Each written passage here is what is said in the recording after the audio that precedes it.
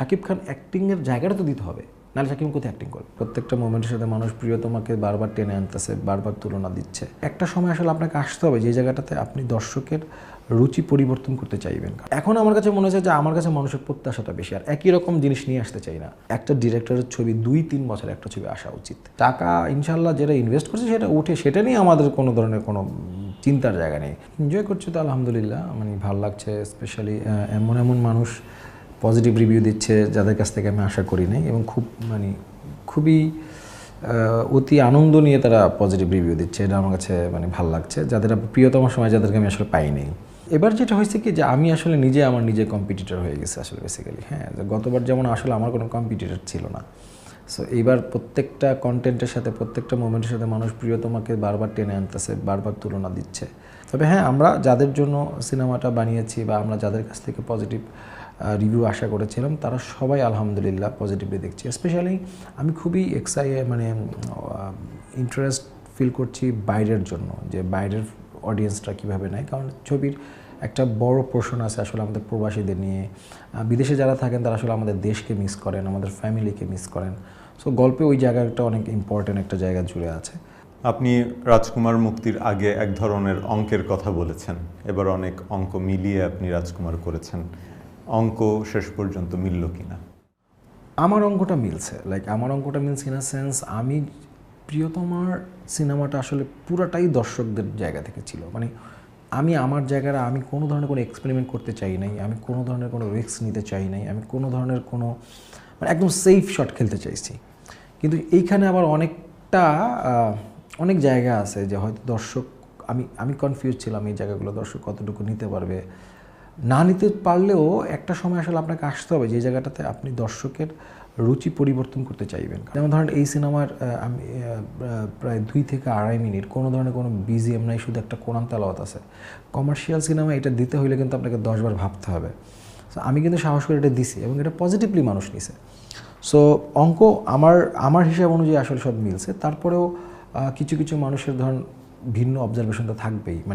আমি যেটা বলতে চাই, কালকেও একটা শোতে বলছি যে শাকিব ভাইকে নিয়ে কাজ করার একটা প্লাস পয়েন্ট আছে 1000টা, আবার একটা মাইনাস পয়েন্ট আছে। সেটা যেটা বললাম যে আপনার ধরেন এত শ্রেণীর মানুষ তার ছবি দেখে, একজন শিক্ষক, একজন ডাক্তার, একজন ব্যাংকার, একজন কর্পোরেট লোক, আবার একজন শ্রমিক, একজন ধরেন গার্মেন্টস কর্মী, একজন ধরেন সবাই যার যার পেশাগত জায়গায় আছে, কিন্তু এদের প্রত্যেকের রুচি আলাদা, এদের প্রত্যেকের সিনেমার বলার দেখার ইচ্ছা আলাদা, রাইট?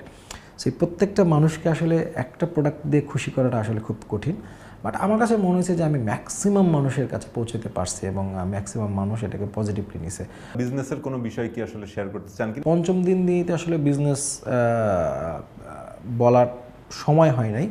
তবে এখন পর্যন্ত আমরা সিনেপ্লেক্সে বা যেসব হলে পর্দা ভালো, যেসব হলে পরিবেশ ভালো, সেখানে আমরা খুবই আশাবাদী। আমরা যে টেবিল মানি যে টাকা পেয়েছি, যে টাকা আমি ওটিটি থেকে পাবো, যে টাকা আমি ইউটিউব বা ডিজিটাল থেকে পাবো, যে টাকা আমি বাইরের বিশ্ব থেকে পাবো, অডিও থেকে পাবো, সেখান থেকে আমাদের টাকা ইনশাল্লাহ যেটা ইনভেস্ট করছে সেটা উঠে, সেটা নিয়ে আমাদের কোনো ধরনের কোনো চিন্তার জায়গা নেই। সবার প্রশ্ন যে পরবর্তী কাজ আসলে কি, এবং সেই হিমেল আশরাফের নেক্সট কাজ দেখতে কি আসলে আরো 1 বছর অপেক্ষা করতে হবে কিনা? আমি ব্যক্তিগতভাবে আমি মনে করি, আপনি যদি বাইরের পরিচালকদের দিকে তাকান, এক একটা পরিচালক কি প্রতি বছর সিনেমা নিয়ে আসে না। আমি পারতাম না। যদি দেখেন আমার 2টা ছবি 10 মাসের ব্যবধানে আসছে, কিন্তু এই 2টা ছবির প্রিপারেশন কিন্তু, প্রিয়তমার প্রিপারেশন কিন্তু 2017 থেকে, রাজকুমার প্রিপারেশন কিন্তু 2019 বা 20 থেকে।